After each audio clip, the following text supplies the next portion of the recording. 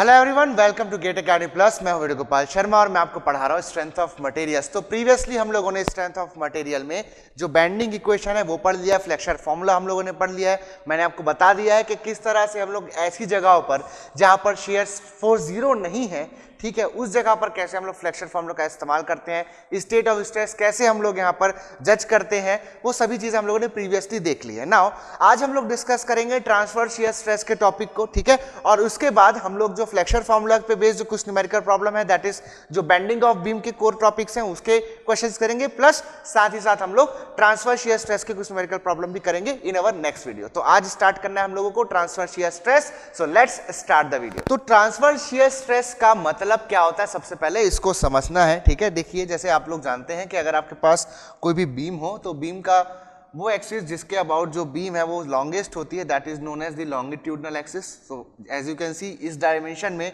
Beam जो है वो लॉन्गेस्ट है, so this axis will be the longitudinal axis. Okay,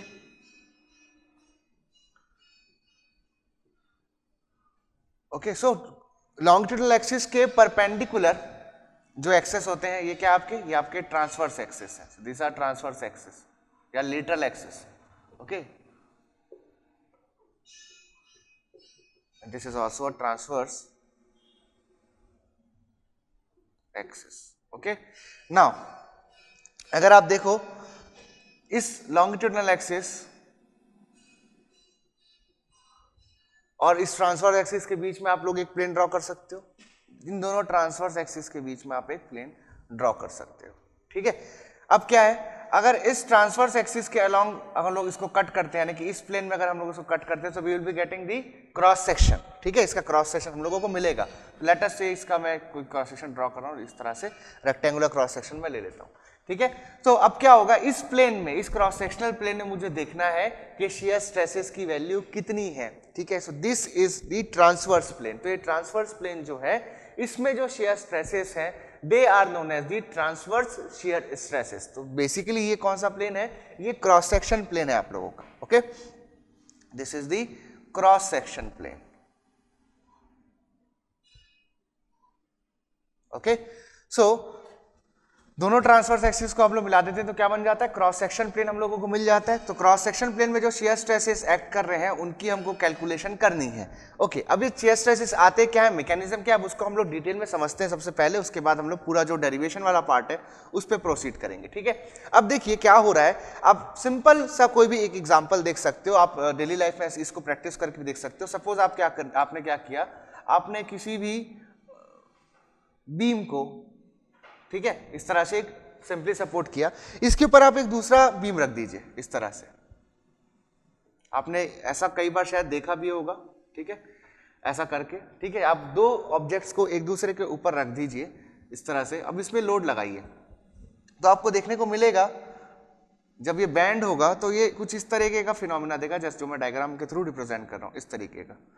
ये एक दूसरे के ऊपर इस तरह से मूव होने की कोशिश करेगा, लाइक दिस।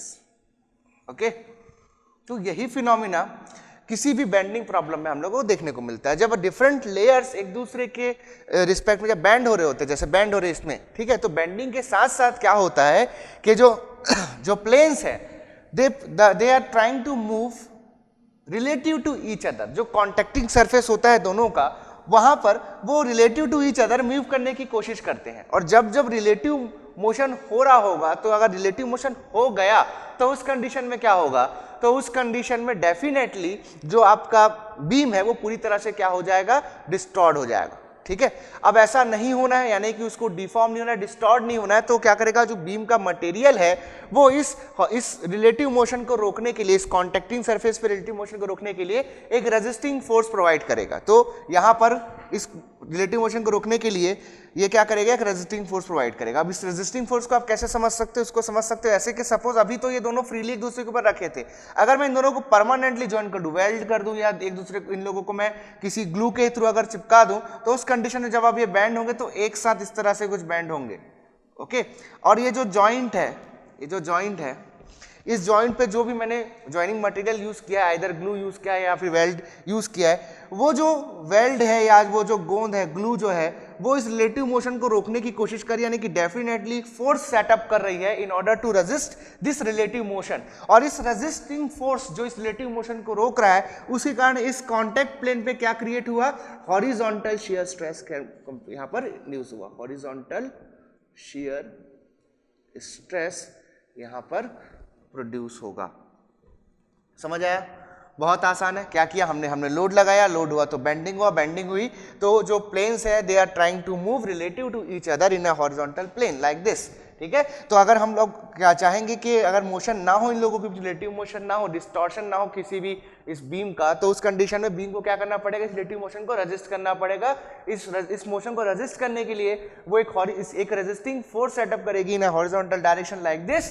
ओके, जो कि क्या प्रोड्यूस करेगा, हॉरिजॉन्टल शियर स्ट्रेस प्रोड्यूस करेगा। Resisting force per unit area will give you the horizontal shear stress. ठीक है, नाउ हम लोग जानते हैं कि अगर मैं कोई एलिमेंट लेता हूं, कुछ इस तरीके का एक एलिमेंट लेते हैं, और इस एलिमेंट में हम लोग बोलते हैं कि यहां पर ये स्ट्रेसेस लग रहे हैं, these are the stresses, shear stresses ये लग रहे हैं।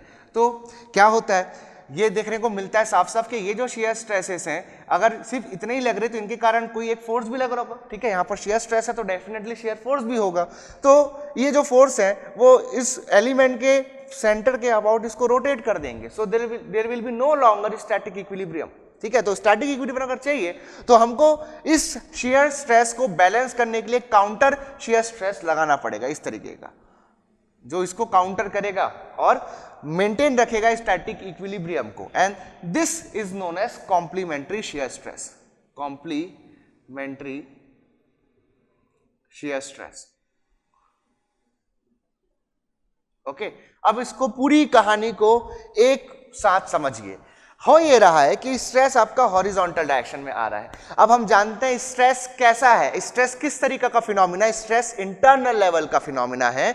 स्ट्रेसेस को समझने के लिए we use to apply the method of section. हम सेक्शन काटते हैं, इंटरनल फोर्सेस को ऑब्जर्व करते हैं, then we calculate the stresses. ठीक है, बट यहां पर स्ट्रेसेस कैसे हैं, हॉरिजॉन्टल है, and at different layer different value of shear stress will exist. ठीक है, वो हम लोग देखेंगे, मैथमेटिकल प्रूफ में भी इस चीज आपको क्लियर हो जाएगी। सो हम लोग इसको बार बार हॉरिजॉन्टली नहीं काट सकते in order to analyze the shear stresses. और हमको क्या देखना है, हमको ही पता है कि shear stress will be varying okay along the cross section, different location पे आप लोग को डिफरेंट यहां पर शियर स्ट्रेसेस की वैल्यू देखने को मिलेगी। So in order to observe such phenomena आपको इसको क्रॉस सेक्शन के अलोंग कट करना है। ठीक है, तो जब आप क्रॉस सेक्शन के अलाउंग कट करोगे तो क्या होगा, समझ लीजिए, ध्यान से सुनिएगा। यहां पर बहुत सारे ऐसे हॉरिजॉन्टल प्लेन्स हैं, तो अगर मैं अगर इसको हॉरिजॉन्टली काटता हूं बीम को, तो क्या प्रॉब्लम होगी, प्रॉब्लम ये होगा कि मुझे एक पर्टिकुलर लोकेशन पे बस shear stress दिखेगा। I will not be able to observe the entire variation of the shear stress. So shear stress is varying along this direction। यानी कि अगर आप लोग न्यूट्रल प्लेन बोलते हो, इसको न्यूट्रल प्लेन बोलते हो, तो न्यूट्रल प्लेन के टॉप साइड और बॉटम साइड दोनों डायरेक्शंस में शेयर स्ट्रेस जो है वेरी कर रहा है। तो अगर पूरा वेरिएशन चाहिए तो मुझे इसको इस तरह से ट्रांसवर्स डायरेक्शन में काटना होगा, यानी कि मुझे ट्रांसवर्स प्लेन में, क्रॉस सेक्शन प्लेन में इस शेयर स्ट्रेस का ऑब्जर्वेशन करना होगा। ठीक है, अब वो कब कर पाऊंगा मैं, वो इस लॉजिक से कर पाऊंगा कि भाई यहां पर अगर शेयर स्ट्रेस है तो इसके equal and opposite shear stress transverse direction में लगेगा। यानी कि अगर ये शेयर स्ट्रेस है, यहां पर अगर एलिमेंट लिया मैंने इस तरह से, तो उसमें यहां पर ट्रांसवर्स डायरेक्शन में क्या देखने को मिला, मुझे कॉम्प्लीमेंट्री शेयर स्ट्रेस देखने को मिला। क्लियर है? तो कॉम्प्लीमेंट्री शेयर स्ट्रेस का जो मैग्नीट्यूड होता है okay, that is equal to the applied shear stress. तो हम लोग क्या करते हैं, हम लोग क्रॉस सेक्शन प्लेन काटते हैं और हम जानते हैं शेयर स्ट्रेसेस एज कैसे हॉरिजॉन्टल है, बट जो ट्रांसवर्स प्लेन होगा उसमें जो हमको कॉम्प्लीमेंट्री शेयर स्ट्रेसेस की वैल्यू मिलेगी, that will be equal to the horizontal shear stress. Okay, and this is the method जिसके बेसिस पे हम लोग ट्रांसफर शेयर स्ट्रेस को कैलकुलेट कर पाते हैं। तो ट्रांसफर शेयर स्ट्रेस हम लोग इसलिए निकाल रहे हैं क्योंकि हॉरिजॉन्टल शेयर स्ट्रेस हम लोग सिर्फ एक प्लेन पे देख सकते हैं, हम लोग पूरा वेरिएशन नहीं देख सकते। तो पूरा वेरिएशन अगर देखना है एक बीम में शेयर स्ट्रेस का, तो हमको ट्रांसवर्स डायरेक्शन में बीम को कट करना होगा, क्रॉस सेक्शन पे कट करना होगा। क्रॉस सेक्शन पे करेंगे तो हमको क्या मिलेगा, हम लोगों को पूरा वेरिएशन मिलेगा शेयर स्ट्रेसेस का। और लॉजिक यही है कि जो हॉरिजॉन्टल शेयर स्ट्रेसेस होंगे they will be equal to the transfer shear stresses. Okay, so by the concept of complementary shear stress याद रखना है कि जो हॉरिजॉन्टल वेरिएशन होगा, हॉरिजॉन्टल शेयर स्ट्रेस का जो वेरिएशन होगा, that will be equal to transfer shear stress. Okay, transverse shear stress, transverse shear stress के बराबर होगा। तो इसका जो वेरिएशन है वही वेरिएशन ट्रांसवर्स शियर स्ट्रेस को का होगा। Hence we will be calculating the transverse shear stress. अब इसको कैलकुलेट करना कैसे है, चलिए इसको देखते हैं। तो ट्रांसवर्स शियर स्ट्रेस को समझने के लिए हम लोग यहाँ पर एक एग्जांपल लेते हैं। इसके थ्रू डेरिवेशन जो होगा ट्रांसवर्स शियर स्ट्रेस का हम लोग करेंगे, ठीक है। तो ये जो हम लोग डेरिवेशन करने वाले हैं, इससे जो हमको आउटकम मिलेगा वो हर केस में एप्लीकेबल होगा, ये चीज़ आपको समझनी है, ठीक है। अब यह जो एग्जाम्पल लिया है मैंने इसलिए ताकि थोड़ा सा चीज़ें ईजी वे में रहे, बाकी किसी भी जगह ये फॉर्मूला अप्लाई किया जा सकता है। तो एक सिंपली सपोर्ट बीम मैंने यहाँ पर ली जिसमें यूडीएल लगा है, जिसकी intensity W per unit run है, ठीक है। नाउ इसका जो शेयर फोर्स डायग्राम और बेंडिंग मोमेंट डायग्राम मिलेगा, हम जानते हैं कैसे बनेगा, ठीक है। इस तरह से आप लोग का शेयर फोर्स डायग्राम बनता है, आप डायग्राम देख सकते हैं एंड देन आपको बेंडिंग मोमेंट डायग्राम मिलता है। डिफरेंट जो कंसेप्ट्स होते हैं वो हम लोग shear force and bending moment diagram वाले लेक्चर्स में पढ़ चुके हैं। तो आई होप आप लोगों को बहुत ही कंफर्ट होगा इन चीज़ों को बनाने में, आप लोगों को प्रॉब्लम नहीं जाती होगी, ठीक है ना। अब आगे डिस्कस करते हैं।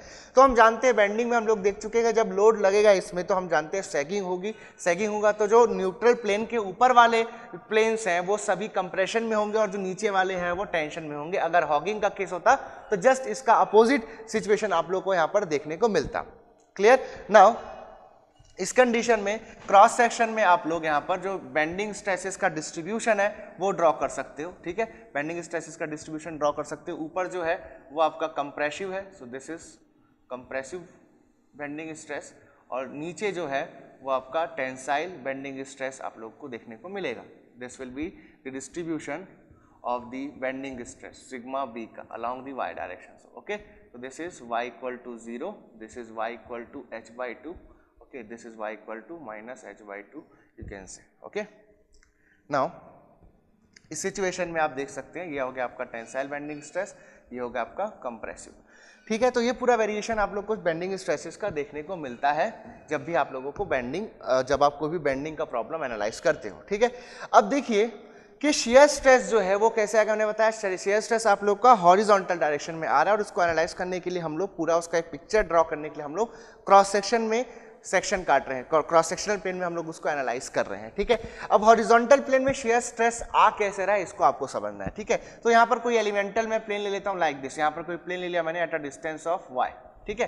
Eight a distance of y यहाँ पर मैंने प्लेन ले लिया, let us say this is plane A B यहाँ पर मैंने ले लिया। पॉइंट ए जो है प्लेन का that is eight a distance x, और ये जो है टोटल ए बी की लेंथ आप ले सकते हैं dx इसकी लेंथ है, ठीक है। तो अगर आप देखेंगे इसको, इस पॉइंट ए और पॉइंट बी का प्रोजेक्ट करते हैं बेंडिंग मोमेंट डायग्राम में, तो आपको देखने को मिलेगा कि जो लेफ्ट साइड यानी कि ए जो है उस पे बेंडिंग मोमेंट की वैल्यू अलग है और जो बी है उस पे बेंडिंग मोमेंट की वैल्यू अलग है। साफ साफ दिख रहा है बेंडिंग मोमेंट डायग्राम से। तो इसको हम लोग सेपरेटली ड्रॉ कर लेते हैं। So this is A B, this is A, this is B, okay. तो प्लेन ए बी को अगर मैं आगे लेके जाऊं तो ये आप लोगों को देखने को मिल रहा है कि प्लेन ए बी पे this much value of shear stress bending stress है। This is the value of bending stress in A B. अब क्या होता था अगर हम लोग प्योर बेंडिंग की बात करें तो प्लेन ए बी पे ये वैल्यू एग्जैक्टली होती, ठीक है। लेकिन अब क्या है, ये कब होती, ये होती for pure bending, for pure bending ये आपको देखने को मिलती। बट क्या हो रहा है अभी, बट अब हो ये रहा है कि ए पे और बी पे देखिए आप, ए पे बेंडिंग मोमेंट की वैल्यू अलग है, ठीक है, और बी पे बेंडिंग मोमेंट की वैल्यू अलग है। तो ए पे यानी कि लोकेशन ए पे यानी कि इस सेक्शन पे अगर आप ध्यान दें तो जो बेंडिंग स्ट्रेस आपको देखने को मिलेगा और वो इस पूरे सेक्शन के बेंडिंग स्ट्रेस से अलग होगा। तो जो वेरिएशन होगा उसका शेप ये होगा, लेकिन मैग्नीट्यूड्स जो है they will very along the x direction. तो इस सेक्शन पे अलग बेंडिंग स्ट्रेसेस दिखेंगे, इस सेक्शन पे अलग बेंडिंग स्ट्रेसेस दिखेंगे।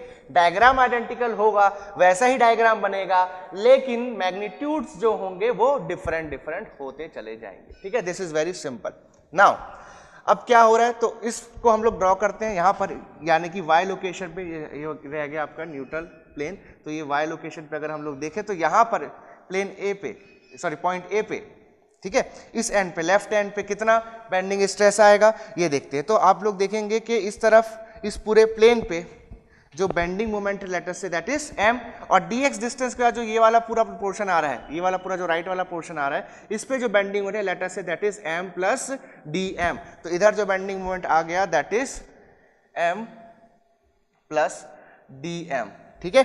तो इस लोकेशन पर इस लोकेशन पर आप लोगों को जो बेंडिंग स्ट्रेस मिलेगा that will be sigma B is equal to M Y by I. Y क्या है आपका डिस्टेंस है फ्रॉम द न्यूट्रल प्लेन और neutral axis you can see, ठीक है।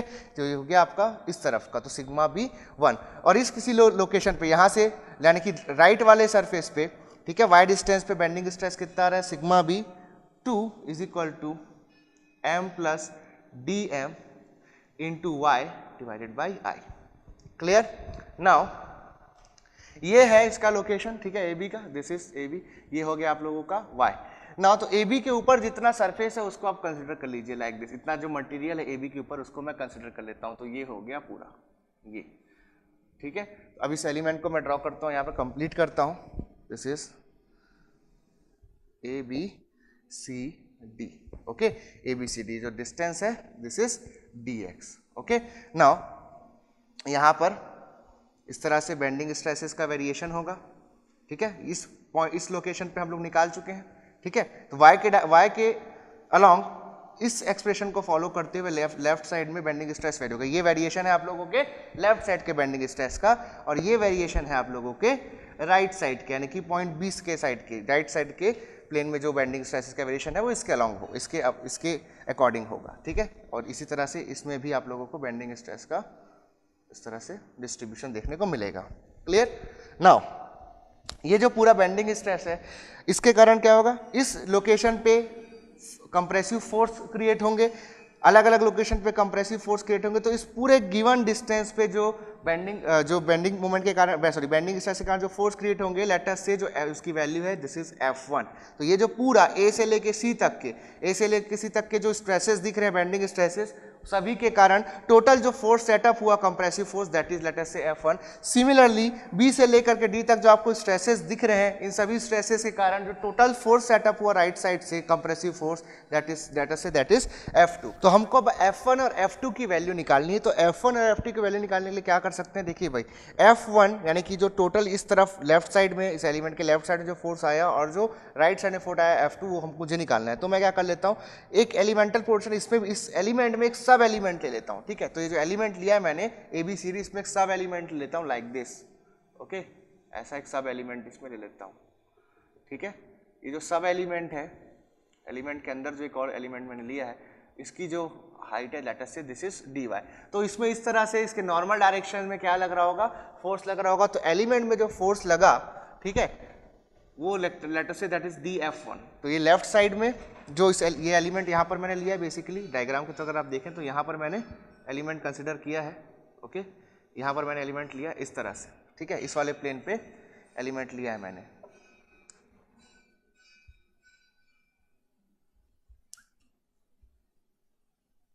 ओके। तो इस तरफ dF1 और इस तरफ उसमें dF2 लग रहा है। तो dF1 को इंटीग्रेट करूंगा तो मुझे F1 मिल जाएगा, dF2 को इंटीग्रेट करूंगा तो F2 मिल जाएगा। तो dF1 की वैल्यू क्या हो जाएगी, ये हो जाएगी सिग्मा B1 इंटू DA क्या है आपका, ये एलिमेंट का, सब एलिमेंट का एरिया है। तो एरिया क्या दिख रहा है आपको, DA इज इक्वल टू क्या है, basically this is the width of the element that is B into the height of the element that is dy। So D is equal to what, B into dy, ये आप लोग को दिख रहा है। Similarly dF2 की value कितनी होगी, सिग्मा B2 इंटू DA, ये इसकी वैल्यू होगी dF1 की और dF2 की, ओके। नाउ F1 मुझे क्या मिलेगा, F1 मुझे मिल जाएगा integration of dF1 that is integration of sigma B1 into DA, sigma B1 that is integration of my by I into DA। Clear, my by I into DA। और वैसे F2 क्या मिल जाएगा, integration of dF2 that is integration of sigma B2 into DA that is integration of m plus DM, okay, into y by I into DA, ठीक है। अब जाहिर सी बात है कि यहाँ पर जो m है बेंडिंग मोमेंट वो कम है और यहाँ पर जो बेंडिंग मोमेंट है वो ज़्यादा है, तो इधर जो फोर्स सेटअप हो रहा है टोटल जो F1 जो है वो कम है और F2 जो है वो ज़्यादा है। तो ये जो इम्बैलेंस ऑफ फोर्स दिख रहा है, इसी के कारण क्या हो रहा है, इसी के कारण आप लोगों को एक नेट फोर्स देखने को मिलेगा, ठीक है, नेट फोर्स देखने को मिलेगा, क्योंकि F2 आपको दिख रहा है F2 is greater than F1। तो जो नेट फोर्स होगा वो क्या हो जाएगा, F नेट, लेट अस से F नेट को मैं F3 से रिप्रेजेंट कर दूं, तो F3 जाएगा आपका F2 माइनस F1, ठीक है। अब आप ऐसे समझिए किस तरह का कि ऊपर एक ब्लॉक रखा है सपोज, है ना, ऊपर इसको आप इस तरह से समझिए कि ऊपर एक ब्लॉक रखा है ना, और इस ब्लॉक में इस तरफ फोर्स लगा कितना F1 और इधर लगा फोर्स F2 और F2 बड़ा है F1 से और आप यहाँ पर उसको चिपका करके रखियो, तो क्या होगा, जो नेट फोर्स होगा F3 इस तरफ लगा तो इस तरफ ये जाने की कोशिश करेगा और इसको रजिस्ट करने के लिए ये जो जॉइंट है जहां पर आपने शायद वेल्डिंग की होगी या फिर गोंद लगाया होगा, ग्लू लगाया होगा, इस तरह रजिस्टिंग फोर्स क्रिएट होगा और यहाँ पर फिर इस प्लेन में क्या क्रिएट हो जाएगा, शियर स्ट्रेस जो है वो क्रिएट हो जाएगा यहाँ पर। ठीक है, तो बहुत सिंपल सा कॉन्सेप्ट है। तो यहाँ से सिंपली मैथमेटिकली अब हम समझ सकते हैं कि किस तरह से शियर स्ट्रेस जो है वो हॉरिजॉन्टल शियर स्ट्रेस जो है वो बीम में आ रहा है। तो हो ये रहा है कि जो बीम का एक साइड है उस तरफ जो बेंडिंग स्ट्रेसेस है उनका मैग्नीट्यूड डिफरेंट है दूसरी तरफ से, और ये जो डिफरेंस इन मैग्नीट्यूड है जिसके कारण इसको बैलेंस करने के लिए एक शियर स्ट्रेस जो है वो बीम के किसी पर्टिकुलर प्लेन में सेटअप होता है। ठीक है, तो जब आप किसी पर्टिकुलर प्लेन पे शियर स्ट्रेस की बात करते हो तो क्या होता है, उसके ऊपर जितना मटेरियल मौजूद है, ठीक है, उसके ऊपर बीम का जितना मटेरियल मौजूद है उसमें फोर्स सेटअप हुआ due to bending that is F1, और इस तरफ जितना बेंडिंग स्ट्रेस था उसके कारण इधर फोर्स सेटअप हुआ F2, दोनों में इम्बैलेंस है। इम्बैलेंस फोर्स जो होगा उसको रजिस्ट कहां से किया जाएगा, जहां पर आपके पास कांटेक्ट है। कांटेक्ट कहां पर है, यहां पर है कांटेक्ट, यहां पर है कांटेक्ट, यहां पर कोई नीचे इस वाले प्लेन नीचे इधर कोई प्लेन है जो कि नहीं चाहता कि ऊपर वाला जो ये पूरा मटेरियल है वो मूव कर जाए, मटेरियल जो है वो डिस्टॉर्ट हो जाए। That's why it will set up a shear force and that shear force will result into the shear stress. This is the fundamental idea. Okay, so F3 हम लोगों को निकालना है, तो F3 निकाल लेते हैं हम लोग। यहां से आ जाएगा integration of m plus dm into y by i into dA minus integration of m y by i into dA। Okay, तो यहां से F3 मुझे मिल रहा है, यहां पर। Okay, dm okay into integration of y into a, okay, that by i। Clear? Now sorry, this is dA।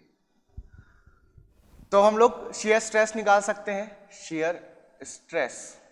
Okay, shear stress कैसे निकालना है, शेयर स्ट्रेस हम लोग इस प्लेन पे निकालना है, यानी कि ये जो AB हम लोगों ने ये प्लेन लिया है इस पे निकालना है। तो शेयर स्ट्रेस कैसे निकाला, shear force divide by area. Shear force जो है वो आ चुका है हमारे पास F3 जो है, that will be the shear force. Okay, जो आप लोगों के पास शेयर फोर्स आएगा दैट विल बी F3। तो शेयर फोर्स लिखता हूँ यहाँ पर, shear force is equal to what, F3 आ गया। अब एरिया अंडर शेयर निकालना है, तो ये है आप लोगों का, ये जो AB का जो एरिया होगा that will be the area under share. तो इसकी जो लेंथ है दैट इज dx और इसकी जो विड्थ है that is b।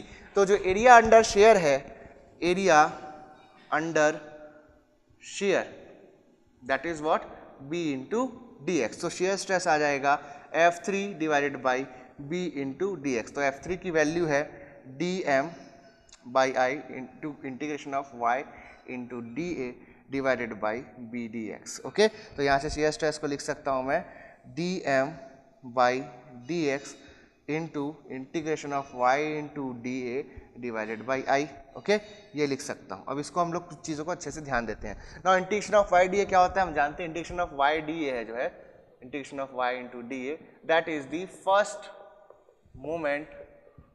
First moment of area. ये चीज़ें हम लोग प्रीवियसली डिस्कस कर चुके हैं। तो ये कैसे होगा, तो y डिस्टेंस पे आप लोगों ने जो प्लेन लिया है, ठीक है, y डिस्टेंस पे जो आप लोगों ने प्लेन लिया है, ओके, इसके ऊपर मैंने यहाँ पर ध्यान दीजिएगा जो स्टेप्स फॉलो हुए हैं वहीं से हर चीज़ डिफाइन होगी।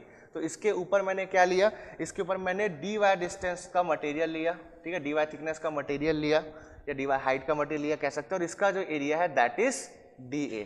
तो अगर मैं इसको इंटीग्रेट करूंगा तो क्या मिलेगा मुझे, y डिस्टेंस पे, ध्यान से सुनना है, अगर मैं इसको इंटीग्रेट करता हूं तो y डिस्टेंस पे मौजूद किसी प्लेन के ऊपर तक जितना मटेरियल है उसका फर्स्ट मोमेंट ऑफ एरिया मिलेगा। सो ये इसको लिखूंगा, integration of y dA is equal to ay bar, that is first moment of area above a plane at a distance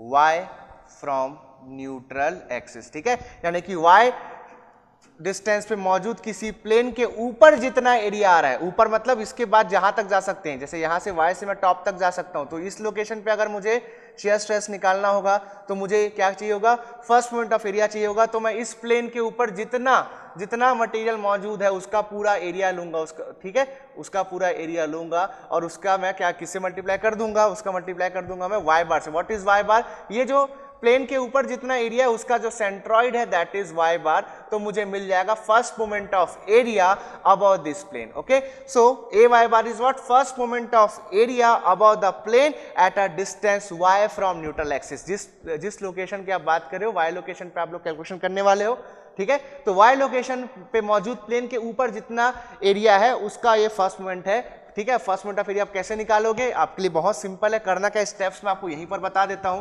क्या करना होगा, आपको सपोज इस लोकेशन पे शियर स्ट्रेस फाइंड आउट करना है, तो आप लोग देखिए कि इस लोकेशन के ऊपर कितना एरिया मौजूद है, कितना मटेरियल मौजूद है, ठीक है। ए की वैल्यू फाइंड आउट कीजिए, ए पहले आप कर लीजिए फाइंड, ठीक है। देन उसके बाद क्या करोगे, ये जो एरिया फाइंड आउट हुआ है इसका सेंट्रॉइड निकालोगे y bar from neutral axis. Neutral axis के रिस्पेक्ट में क्या फाइंड आउट करोगे, इसका सेंट्रॉइड का लोकेशन फाइंड आउट करोगे। तो लेट अस से ये इसका सेंट्रॉइड है c, तो इसके सेंट्रॉइड की डिस्टेंस फाइंड आउट कर लीजिए फ्रॉम न्यूट्रल एक्सिस और उसका मल्टीप्लाई कर दीजिए इस एरिया के साथ। Okay, so find y bar from na, that will be your second step. And third step क्या है, a इंटू y बार कर दीजिए, तो आपको मिल जाएगा first moment of area. Okay, first moment of area जो ये वाला है वो आपको मिल जाएगा इस स्टेप को फॉलो करने से, ठीक है, बहुत ही आसान है।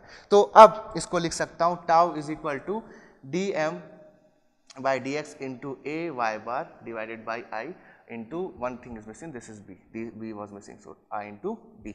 नाउ हम जानते हैं dm बाई dx क्या होता है, dm by dx, dm by that is the rate of change of bending moment with respect to x is equal to the shear force। okay, shear force के बराबर होता है, तो इसको मैं यहाँ से पुट कर दूंगा इस इक्वेशन में, तो मुझे मिल जाएगा ट्रांसफर shear स्ट्रेस टाउ की value v into A Y bar divided by I into B. Okay, this is the relationship for transverse shear stress. Okay, so I hope आपको सारी चीजें बहुत अच्छे से समझ आ गई होंगी कि शेयर स्ट्रेस जो है हम लोग किस तरह से फाइंड आउट करते हैं। Okay, so this was the expression. Now इसके ऊपर हम लोग नेक्स्ट वीडियो में कुछ न्यूमेरिकल प्रॉब्लम्स देखेंगे, साथ साथ जो बेंडिंग स्ट्रेसेस उसके ऊपर कुछ प्रॉब्लम देखेंगे। मैं आप लोग को जो स्टैंडर्ड सेक्शन है like I section, rectangular section and circular and triangular section, उसके लिए आप लोग को जो ट्रांसफर शेयर स्ट्रेसेस है उसकी वैल्यू बताऊंगा और हम लोग रिलेट करेंगे कि ट्रांसफर शेयर स्ट्रेस और एवरेज शेयर स्ट्रेस में क्या क्या relationship. Okay, so I hope आप लोगों को सारी चीज़ समझ आई होंगी। अगर आपके कुछ डाउट्स है तो आप नीचे कमेंट बॉक्स में अपने जो डाउट्स है वो पोस्ट करिएगा, मैं आप लोग के डाउट्स की रिप्लाई करने की पूरी कोशिश करूंगा। टाइम देखते होंगे, मैं समय निकालकर डेफिनेटली अपने स्टूडेंट्स को यहाँ पर वक्त देता हूँ, उनके जो डाउट्स हैं उसको रेक्टिफाई करने की पूरी कोशिश करता हूँ। अगर आप हमारे चैनल पर फर्स्ट टाइम आए हैं तो इस चैनल को सब्सक्राइब करना ना भूलिए और नीचे बने बेल आइकन को जरूर दबाइए ताकि लेटेस्ट नोटिफिकेशंस आपको टाइम टू टाइम मिलते रहें।